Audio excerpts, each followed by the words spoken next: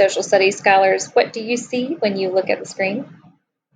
If you said number line, you are close. If you said timeline and read this label here, that is correct. A timeline shows us the passage of time of any event, but particularly, especially in today's lesson, the event of historical figures and their lives, the events of their lives, rather. So in the beginning, we see their birth date, and at the end of the timeline, we see when they died.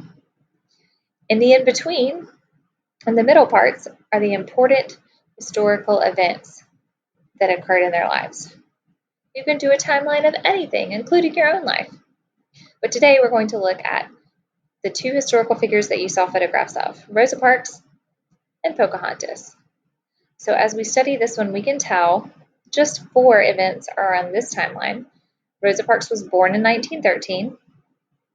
She sat on the bus and refused to give up her seat for a white man in 1955 and got arrested.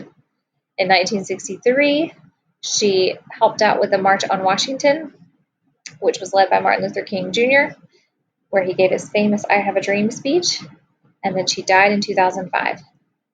This is a very simple timeline with only 4 events, but we can also look at her timeline in this story. So first, let's jog our memories. I'm going to go quickly through this story, Rosa Parks, Activist for Equality by Grace Henson, since we have already read about her this year. But I want you to pay special attention to the dates in this book. All right, so think of a long time ago, over 100 years ago, in fact.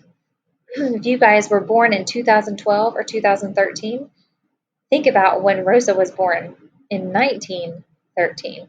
So just about 100 years before you were born. Birth and early life. Rosa Macaulay was born on February 4th, 1913. She was born in Tuskegee, Alabama. Rosa and her family moved to Montgomery, Alabama. The city had Jim Crow laws. These laws separated blacks and whites. Our children play together. Why can't they learn together? I can't go to school because of segregation. Remember, segregation meant separate but equal. However, it turned out to be that it was not equal. In fact, the laws were very unfair toward black people. At 19, Rosa married Raymond Parks, so she changed her last name to Parkston. He was a barber. Rosa was a seamstress. She wanted to do more. She joined the NAACP in 1943.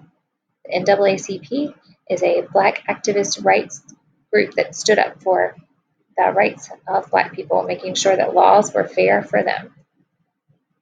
The bus.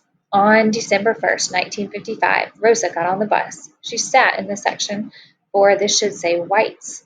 The seats for blacks were full. The driver told Rosa to move to make more room. Rosa refused to move. She was tired of the unfair laws. She was put in jail. Side note, there were actually lots of activists like Rosa Parks who refused to give up their seat on the bus. She was not the only one in history. But she still was an important part of it. Change. On December 5th, Rosa went to trial. The NAACP planned a boycott on the same day. No black person would ride the buses until laws changed. On November 13th, 1956, Supreme Court ruled. That's the highest decision-making government in the land. It said that segregation was unfair. The boycott ended on December 20th. Laws changed in Montgomery, but racism was still there. The Parkses moved to Detroit, Michigan. They were happy there. Death and legacy. Rosa died on October 24th, 2005. She proved that a small act could make a big change. So if we go to the next page, we'll see this timeline of Rosa Parks' life. Here we start in 1913. Now you notice that it looks a little different, right? It's like we have to hop up and down, and here's why. We have to include a little bit more information, and it's easier to read if we include that information and the words aren't all jumbled together here on the bottom. So watch, we're going to go with the first one that comes to us on the timeline. So 1913 is the year. February 4th is the date, and that's when Rosa was born. Then we'll go to our very next point on the timeline. In 1932, Rosa marries Raymond Parks. A year later, she graduates high school. Go to the very next dot. In 1943, Rosa joins the NAACP as a youth leader and secretary. Two important events happened in 1955. Remember, we'll go with the first one, the one on the left. That should be the one that happens first. On December 1st, 1955, Rosa is arrested when she refuses to give up her seat to white passengers on a bus. On December 5th, so that's just 4 days later, Rosa goes to trial. The NAACP begins the Montgomery bus boycott. Then, just a year later in 1956, November 13th, the Supreme Court rules that Jim Crow laws are unfair. Then, a month later of that same year, December 20th, the bus boycott officially ends. We keep hopping up the timeline to 1987. The Rosa and Raymond Parks Institute for Self-Development is founded. So she is still working to make changes for Black people and having fair and equal laws for all. And in 2005, on October 24th, Rosa dies at the age of 92.